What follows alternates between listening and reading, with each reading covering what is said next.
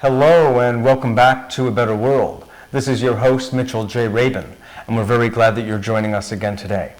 Today we're going to have another very, very special show. We have Amrita with us, Guruji, who is a teacher from India with an unusual background. He has been a nuclear physicist and professor of nuclear physics for many, many years, has been directly involved in a number of projects with India on employing his knowledge, vast knowledge of physics. And at a certain point along the way, well, you'll hear him tell the story, he had some inner experiences that radically changed the rest of the course of his life. So we're very pleased to have Guruji with us today and speaking to the American audience for one of the first times on this scale.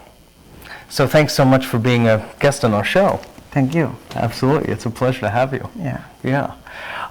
Because time is so limited on one level, I would like, if you would, Guruji, to please go into, tell us of the story of what brought you from the time of your being a physicist into your entirely new life, in a way. Yes. I was involved in a defense project, and I was not really liking what I was doing. So what I did was, in one of the meetings in Hyderabad, one day I was not getting sleep. I went to the top of a hill, and there I had an experience of a thrill passing over my entire body, which reminded me of my younger days when I used to experience ecstatic states. As a child? As a child. Mm-hmm. And that I'm talking about the region between 5 and 11 years of old age. Mm-hmm. So it reminded me of that, and then I made a mental note, yes, I'm going to look into this, and then maybe I'll re-enliven that process. Yeah. So I started on that, and after I came back from that conference, I started... it was a physics conference, I take it. Physics conference, yes.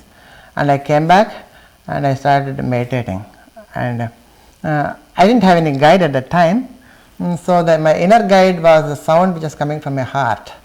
It was an unbroken sound which we later recognized as anahata, and I focused on that, and that started to give me some experience again, like when I was a child. And for 2 or 3 days nothing happened, but afterwards an explosion took place inside my heart, and I felt I was being blown to the ends of the galaxies, and for a fraction of a second there was a huge blinding light, and then there was a white screen, and there were some lines of the Upanishad called the Ishavasya Upanishad, and before I could read the first half of the line of the 20 lines or so, yes, the apparition vanished.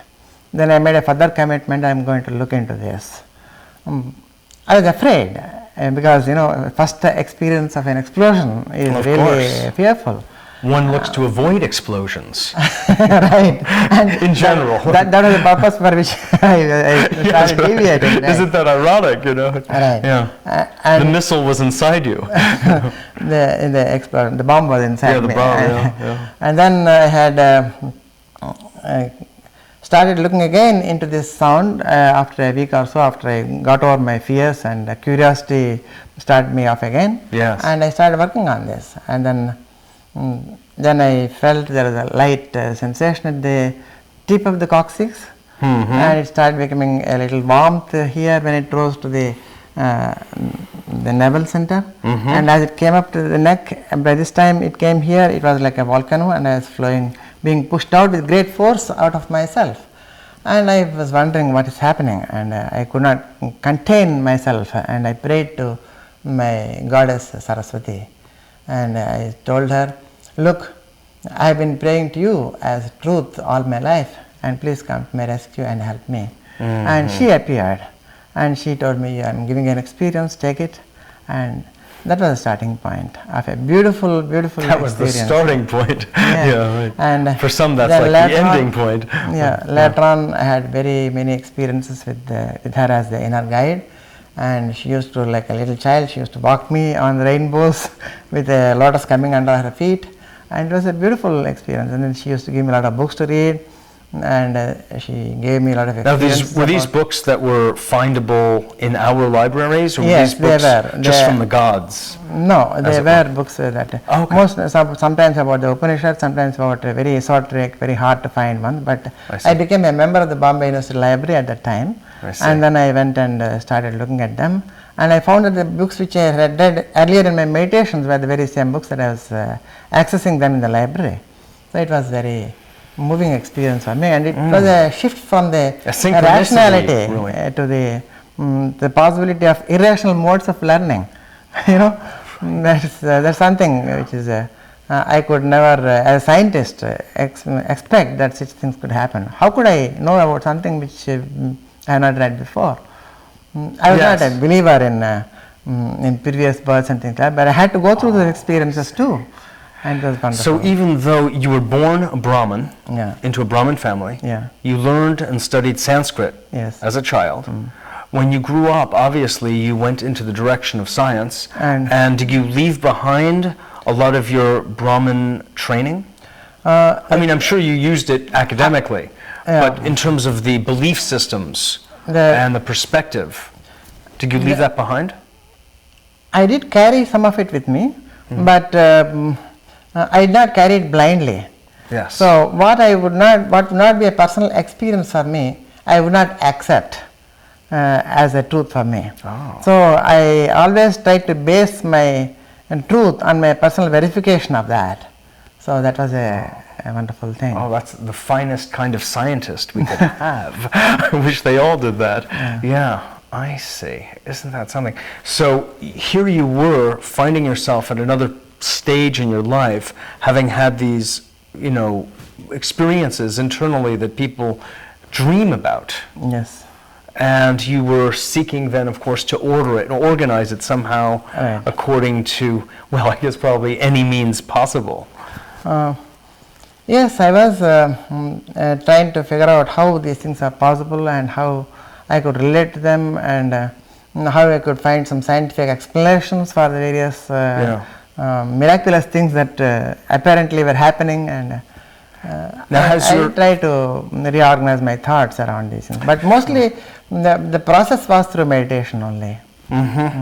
Not so much help from the outside books, but direct revelation experience was even more useful. Direct experience, So as a result, Guruji, has your knowledge and your understanding of the mechanics, if you will, of the universe, of the principle of life and death, is that more apparent to you than Yes, it is. beforehand? I have started understanding and that the various terms which you use, like life, death and time, are all interchangeable.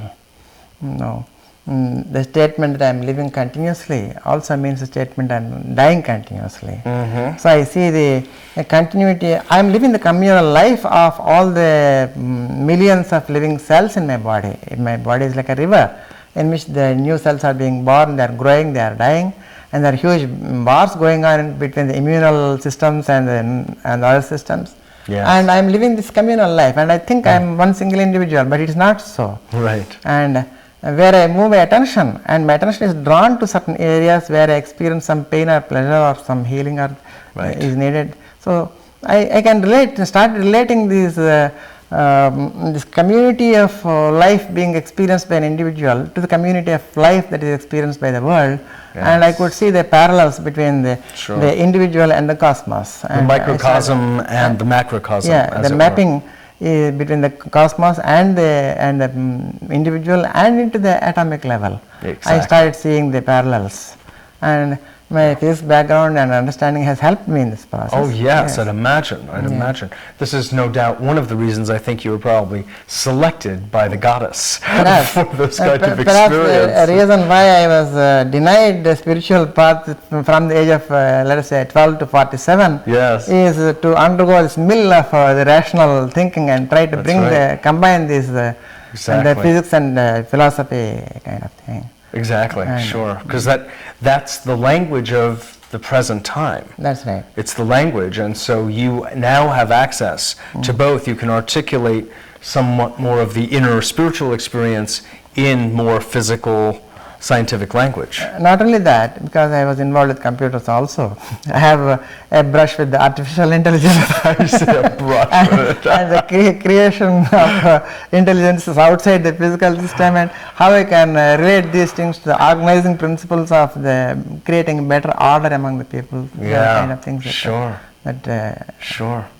Would you answer for me, please, Guruji? Here we are talking about experiences inside an individual which have largely to do with perception. Yes. And of being in touch with this notion we refer to as God, some central organizing intelligence, as one way of putting it. What is the relationship then, if you would say what your point of view is, of our personal spiritual awakening and the caretaking of the planet and other human beings at large?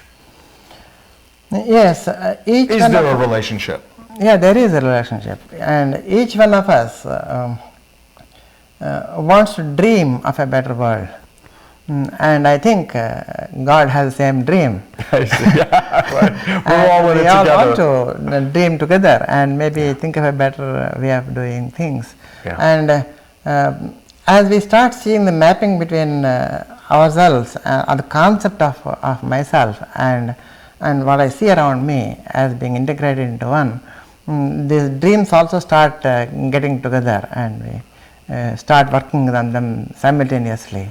And the transmission of energy from the individual to the group and from the group to the individual starts taking place. And that's a very so it reflects itself as an ecological concern in a person who is getting more and more sensitive about himself. First the understanding has to begin that the divine is within you, and you start seeing the divine in everyone around you. Yes. And how to ignite that spark of the divine in everyone around you becomes empowering process. Yes. And so having experienced this yourself, it becomes a little easier for you to awaken that spark in others.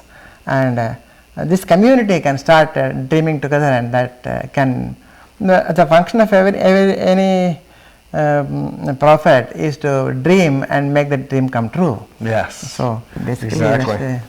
Certainly visionary. There are some prophecies, by the way, that it would be best if they didn't come true. That's true. In fact, but we can dream of the opposite prophecies too. That's right. In fact, sometimes I've heard it said that the best prophecy is one that doesn't come true. That's right. I think that's prophetic. But from that point of view, especially because the Indians and the ancient Indian oracle, or some of the Vedic material, has spoken, of course, about the Kali Yuga and about something that is the equivalent of what the Old Testament refers to as Armageddon, or the time, the end times, which is just about now, And what, from the point of view of consciousness and the current state of humanity, what do you foresee? I foresee a return to the order because I think the things are going in a cyclic fashion. Yeah. So from order, gradually things have been going out into disorder. And let me give you an example. Please. Taken from, let us say, physics. Let's suppose you have a circular track, and you have several runners with having different speeds and going round and round and round on the same track. After some time, you start seeing that initially there is some order, but the disorder seems to be coming in. But if you really looked into it and projected the time as a vertical axis to this plane, then you will see still in the disorder the order is preserved. So while the order is growing while the disorder is growing at some place, there is also an order growing at the simultaneously at another place. It looks like some kind of a conservation of entropy to me. Right. It's a funny concept, but I think enunciated by E.C. George Sudarshan, a famous physicist, about the degree of disorder that you find in the universe is probably a reflection of the order that is there. It's a it's one way of looking at it. Another way of looking at it is that as you keep going, maybe there will come a time when these things merge again and you see the perfect order again. That's and right. so it goes out of phase and then comes back into phase. So this yugas, through which you are passing through, are a growth of the order into disorder, chaos, and chaos back into order, and then these things go on all the time. Sure. There are many cyclic processes, and each one has its own methodology. Yes, indeed, indeed. Yeah. So, from that point of view, on a practical level, Yes.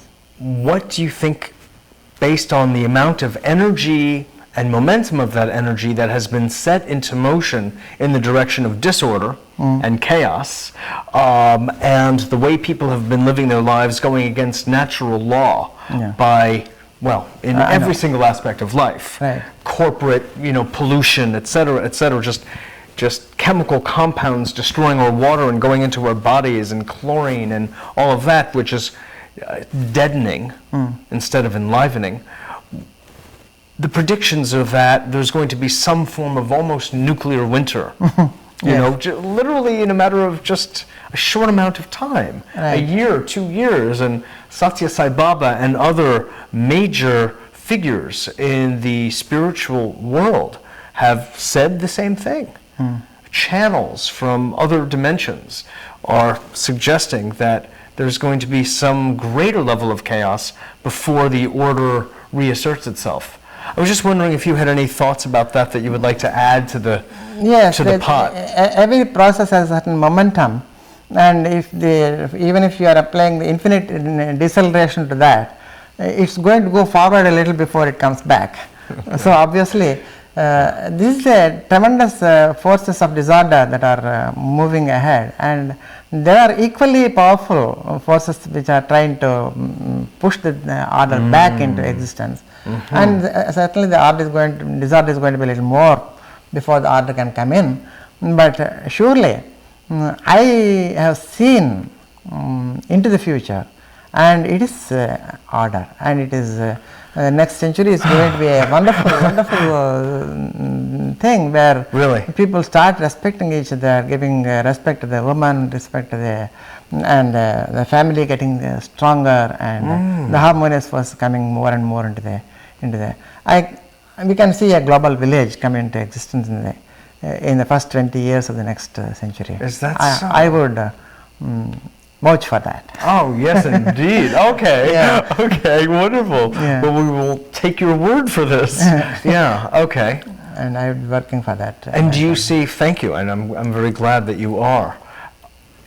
Do you see this period, though, of initial chaos that is beyond, having to do with what we refer to as earth changes, volcanic activity, tidal wave activity, earthquakes? But do you see that in your picture?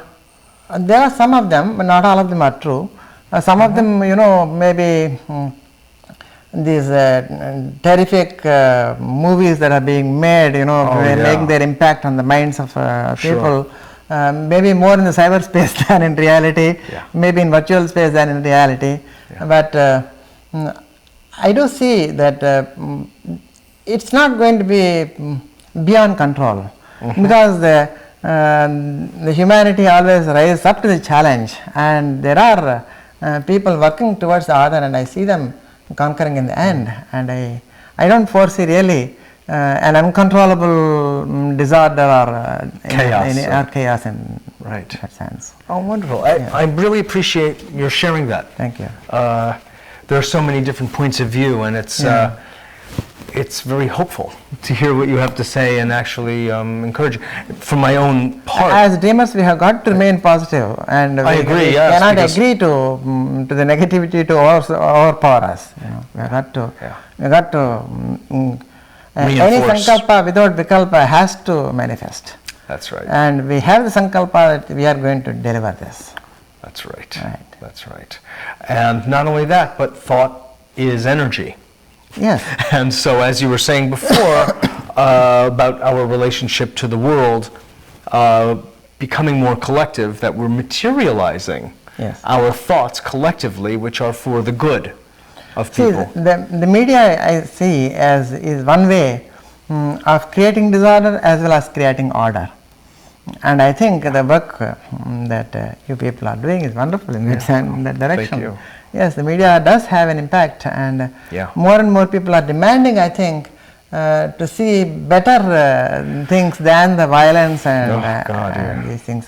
Exactly. The concerns are becoming more and more manifest in the hearts of the people, where the temples are really to be built in the hearts of the people, and there the media can and will make an impact. That's right, And exactly. people are fed up of this nonsensical violence. That's right. It just doesn't make sense to them anymore. No. It doesn't excite them anymore. They are saturated with the violence, saturated with the sex, saturated with all these gizmos. Yeah. And they want Reality. a reality which is peaceful, which is green, which is wonderful, which is elevating. Yes, spiritually. exactly. I think, Inspiring. And beautiful. Yes. I mean, it happens to be a very powerful medium that Quite true. very much can deliver Yeah. right into people's living rooms. All That's sorts exactly of the point. inspiring, spiritualized thoughts Yes. and feelings. Yeah, absolutely. In the time that we have, I wish that I just want to invite you to share with the audience anything it is inside you that you would like most to get across to the American people at this point in time.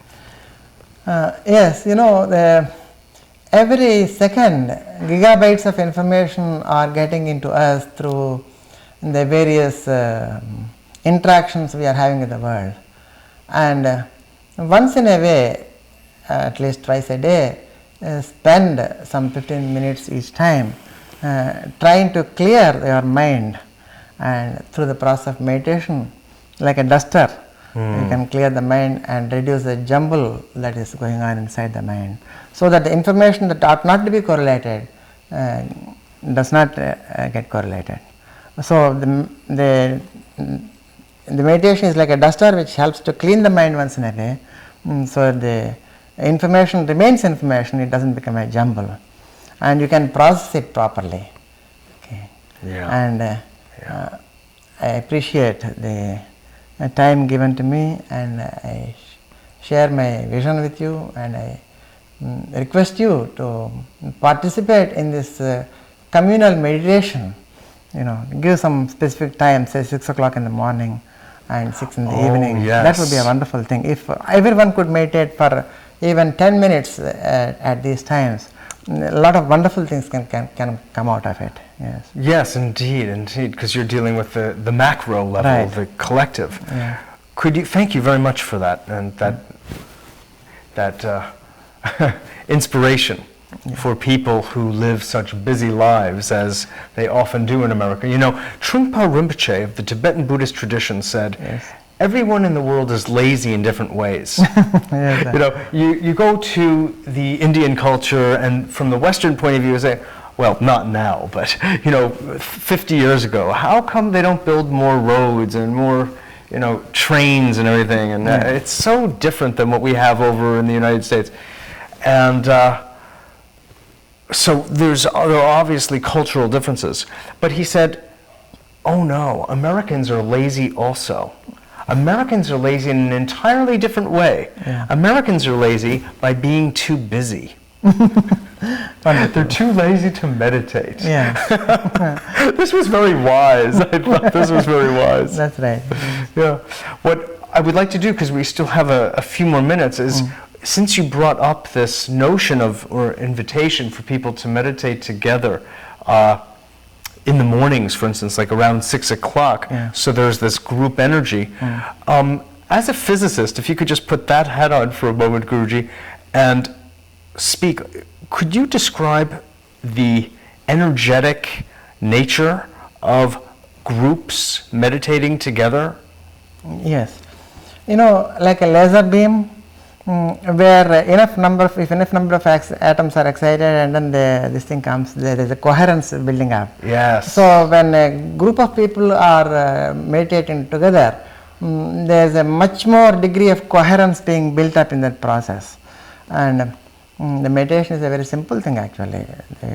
All you have to do is to make some kind of sankalpa. I am not going to worry about the past, I am not going to worry about the future, and I am going to remain a witness to what I am doing during this time, and just be with that.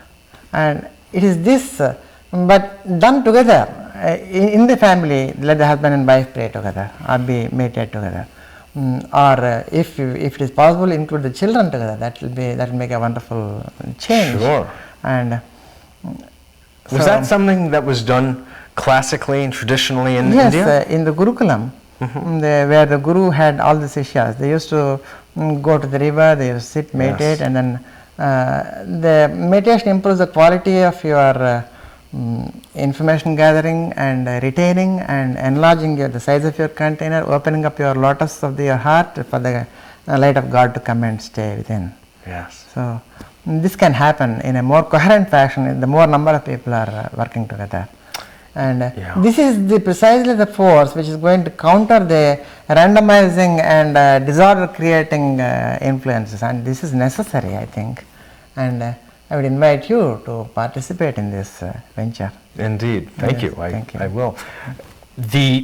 That is the force that can, this is what everybody can do basically, right, to actually it doesn't cost you anything. It doesn't cost anything. Right.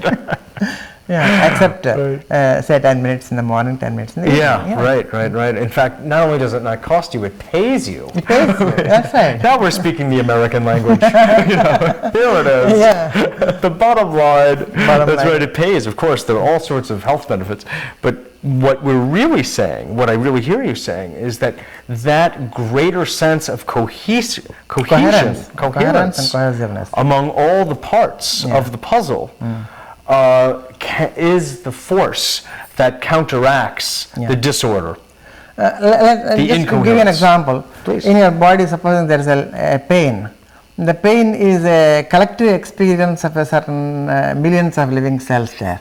And once they start experiencing the pain, I become aware of this pain here. Yes. So for God to take cognizance of our pain, we got to collectively pray so that in this infinity, to take cognizance of a certain finite element, the larger the thing is, the better.